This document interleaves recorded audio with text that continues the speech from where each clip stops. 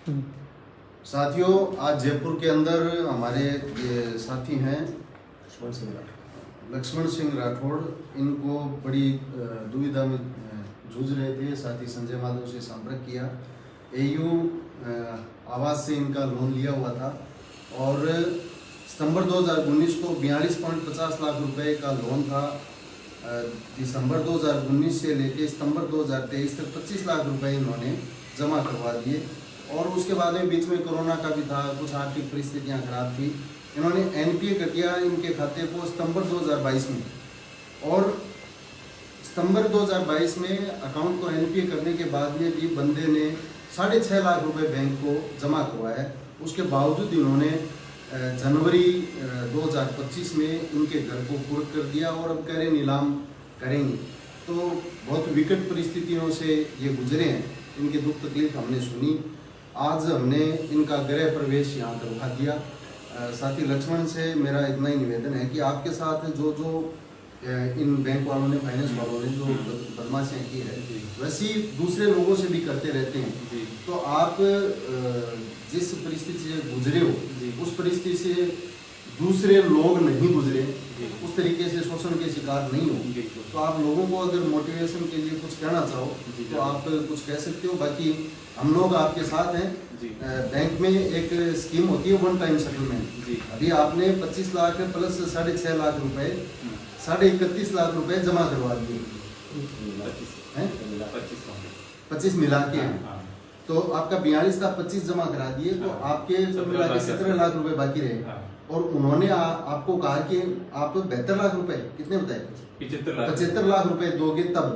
तो ये उस स्थिति में है जब जैसे वो मांगे वैसे आप देते रहोगे, वैसे उनको पेनल्टी देते रहोगे, तब है। आप थोड़ा मुकाबला करोगे तो आपका जो प्रिंसिपल अमाउंट जो है वो ये 25 लाख रुपए जो दिया है, इसमें कुछ तो पैसा ब्याज में जाएगा, कुछ प्रिंसिपल अमाउंट से कम होगा। किसमें से? 42.50 लाख रुपए से।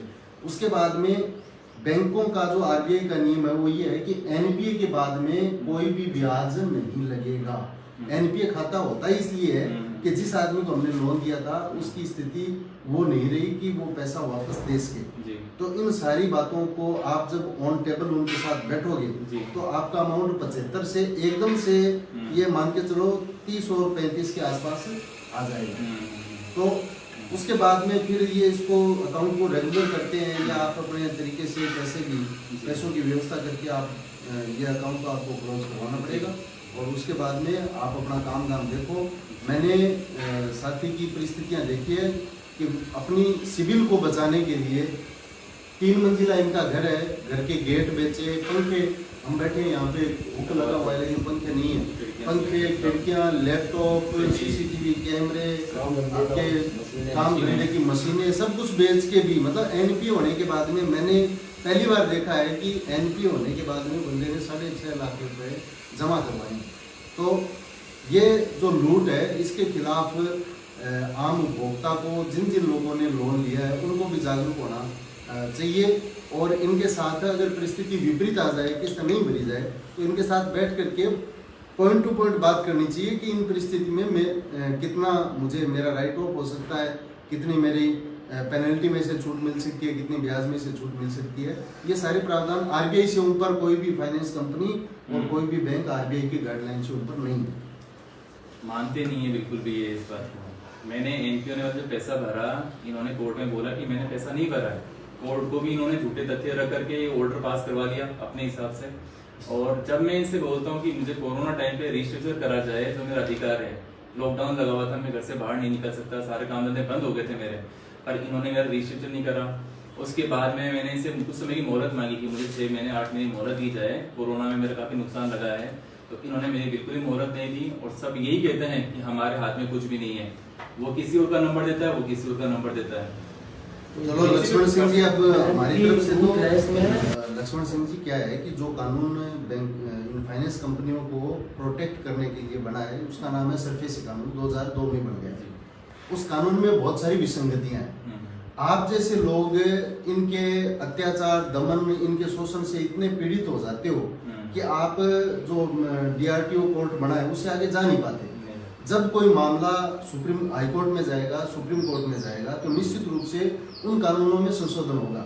इन्होंने जिला कलेक्टर को अधिकृत कर रखा है कि बैंक या फाइनेंस कंपनी जैसे ही वहाँ आवेदन करेगी उसके 30 दिन के अंदर अंदर उसको अवार्ड पारित करना पड़ेगा, एसपी को लिखना पड़ेगा।